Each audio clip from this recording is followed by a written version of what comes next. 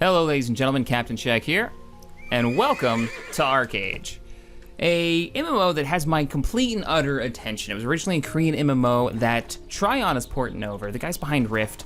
This is the alpha for the American servers that are coming out, and I'll be honest, I haven't had this much fun in an MMO or be this excited since Star Wars Galaxies came out. It is fantastic. I'm gonna explain why it's different and some of the aspects that I really love as a sandbox fan. Now, this has elements of, let's turn on the UI here. Got Storm Shield, my paladin, level 22, and his horse Jack. So, what you got here is a game that has the elements of a game like World of Warcraft, the theme park style, and a sandbox, kind of like Star Wars Galaxies. So, a theme park, if you don't know what it is you grab a quest with a guy with like a exclamation point over his head, you do all the quests in an area, you turn those in, you level up to a certain level, and then you move on to the next area, you wash, rinse, and repeat. In this one, let's go ahead and head down to the square down there. I'll grab my glider, something they give you fairly early on to explore the world. The world is large and absolutely gorgeous, built in the CryEngine 3. I can actually fly this around. This is the worst of the gliders. I think you get another one around level 25, but the sandbox elements of the game are you can build houses, you can build farms. That right there is a nursery for large trees that's open to the public that you guys can grow trees and chop them down and make sailboats out of them and make trade goods out of them. All right, so we'll go ahead. I actually got some stuff in there that I need to harvest. So we'll just come on down and harvest that up, and we'll talk about the trading mechanics. I love the trading mechanics in this, so. Set course for the trees. And turn the UI back on. All right, trading. Every province, each one of these areas, like where I'm at here, this is a province, there's one, here's the capital of the area for my faction, has a special trade resource. When you make one of these, they're called packs, because it's a big pack that goes on your back. You can't put it in your backpack like a normal item, like here's my backpack with random crap in it. You can't put these in your backpack though. They are worth a lot. They are either worth a ton of gold, that you know, gold and silver that you use to buy stuff, or you can get the most valuable currency in the game, which is called Gildastars, and you use that to buy deeds for houses, to build deeds for boat, to get fancy stuff over at this big market they have on an island that you can teleport to. They're really, really important. But you can only get them from doing trades. We're gonna go into this player-made forest here, and I'm gonna harvest some stuff. So you harvest resources and you build these. Now only this area, I believe, builds some type of very specific trees that you can bundle up in a specific type of wood bundles. Liliat Hills does a strawberry jam that nobody else has, and the farther you go with these trade packs, we'll zoom out on the entire map, the more resources you get. And what this means is you've got people traveling. With these packs on, you can't recall, you can't use portals, and you go really slow on a horse, meaning you have to kind of slow boat it. Literally, you can put it on a boat, or you can carry it on your back, or throw it on your rowboat to the place you have to go, meaning that there are players right now in this ocean here between these two continents traveling, trying to make some money. There's also pirates out there, players, enemy factions that are at war, trying to grab these resources. So you've got a reason to fight and a reason to trade. So you get the two factions here. It's a two-faction system.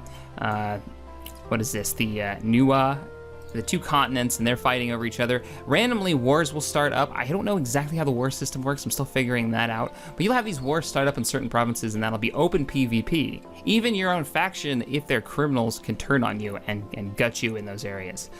Right, so there's a lot of systems here. I'm gonna do in-depth videos. I'm just kind of giving a broad overview of why I think this game is special. So let's go ahead and grab some of these resources. I'll show you how you collect stuff. You can build farms. You can build houses. I still got 1 minute and 50 seconds left on my grapevines. Damn.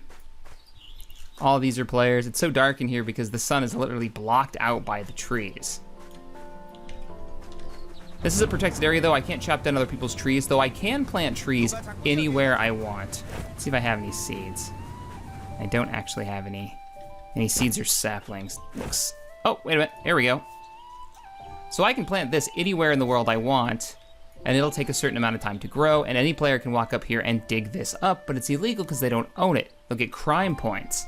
So there's a whole criminal system where you certain amount of crime points, it's 50, I believe, and you'll end up going, once you die, you'll be teleported to trial, where you'll be tried by a jury of your peers, and they will decide what your punishment is, and they'll have a list of all your crimes, be it murder of your own faction, be it stealing people's crops, or just digging them up.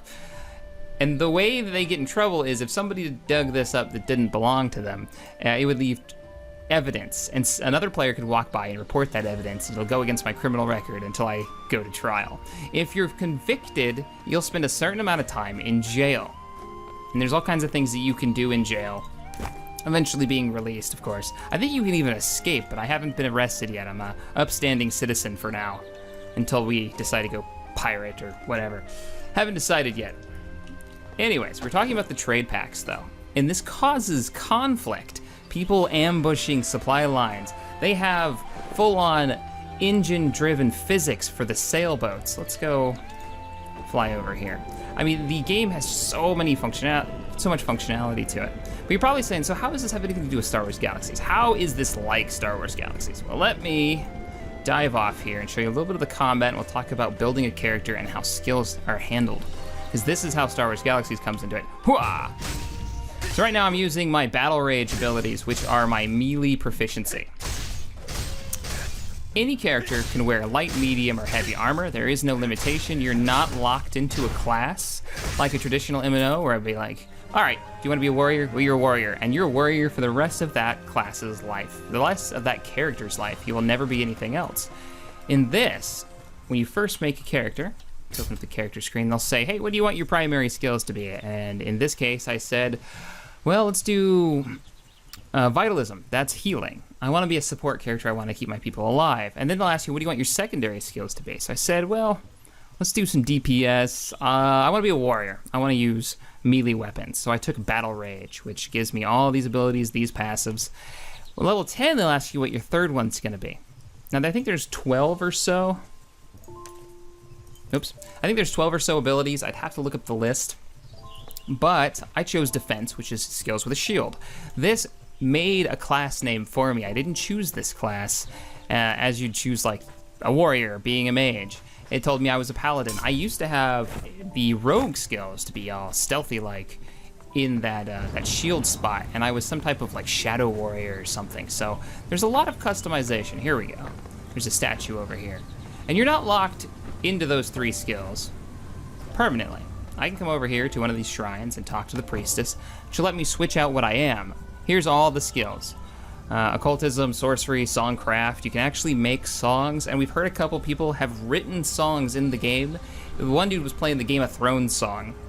I don't know how I've messed with that yet, but that's pretty cool. You can see shadow play was one of them. There's archery, which is really, really effective in the game. There's all kinds of skills, and I can change these up. That's a dead guy. Or something, maybe he's napping. I don't know. So you can change these up on the fly and change how your character plays. You want to be a mage who runs around in heavy armor and uses a bow? Okay, go for it. Or a battle axe? You can totally do that. And that's what I love about it. You gain skills over time. I'm level 15 in defense because I switched from shadow play. And you'll unlock these different abilities. Now, I don't know if it's based on using the abilities for that tree, or if it's just based on the amount of experience you pull in. Just every once in a while I notice I have something unlocked. There aren't a lot of guides for this game that are in English, and even the Russian ones are kind of iffy. But the combat is a lot of fun. You can move around. See, I've been stunned. I can move around. Combos, abilities actually can combo together. So say this is a stun. That one will stun him. If I mix it with this one, it'll trip him and he'll fall over, and now I'll do extra damage to him. I can also kick him in the face. There we go. So learning your class, the abilities, what works for you and your play style, has got a lot of depth to it. A lot of depth to it. All right, so we're gonna cut here and we're gonna look at some of the naval stuff. This has to be my favorite aspect of the game so far. I love sailing, and to have it put in a game like this that looks this good. All right, so ArcheAge has sailboats, of course. This is set in the medieval setting, where they have lots of functionality to them, though. So what you're seeing right here is the Clipper. It's a catamaran. One person gets to play as the captain. He gets to sail the ship itself. You can raise and lower the sails. It's got a harpoon gun in the front, and the little devices on the left and the right-hand side that I'm sure you guys have probably seen clips of here is little rebreather scuba tanks that you can go scuba diving with. So if you're able to pirate, say, a ship and he drops his pack, you can scuba dive down and pick up the stuff. There's also things to explore in the water, but I haven't messed with that too much, so I can't really report on it. There's also a mobile harpoon gun you can use as a weapon that you can throw onto your back and swing it around and use it on people. What you're seeing here, those are galleons. And if you look closely on the actual sail for the galleon, is a custom logo made by a player. I don't know how this is going to work when the game is released, but right now for founders and I think the high end of the beta, you're going to be able to import your own logo for your sails and for your flag. So if you want to be a pirate and you want your own ship sail, you can totally do that and pirate people. Now, the ships themselves are actually physics driven, so if you ram another ship, it'll respond correctly. You can try to like rock and flip the ship over. With the catamaran, it's got a harpoon on the front where you can harpoon another ship, and if they're bigger than you, they will drag you along, or you can drag them along or try to flip them over. A actual strategy that's been used against us is another catamaran came alongside and shot at our mast and flipped the ship over, dumping out all the occupants of the ship and then killing us from aboard their ship while we were stuck in the water trying to get away. All right, so the best thing, if I could say the best absolute thing about this MMO, what I am so excited for is just the detail. The little details. The fact that you can light the candle in your house, that you can stoke the fire, that you can, do all the farming and have these pets that level up. There's just lots of little tiny gameplay aspects that make the world feel just a little bit more alive.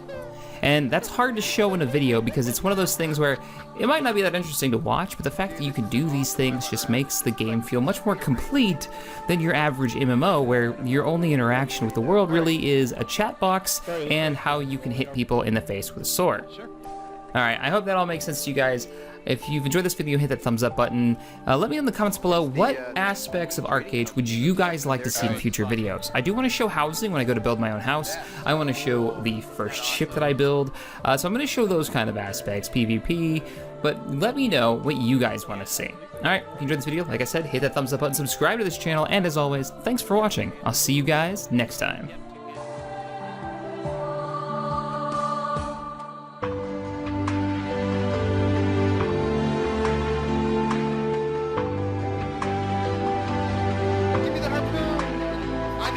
You're horrible.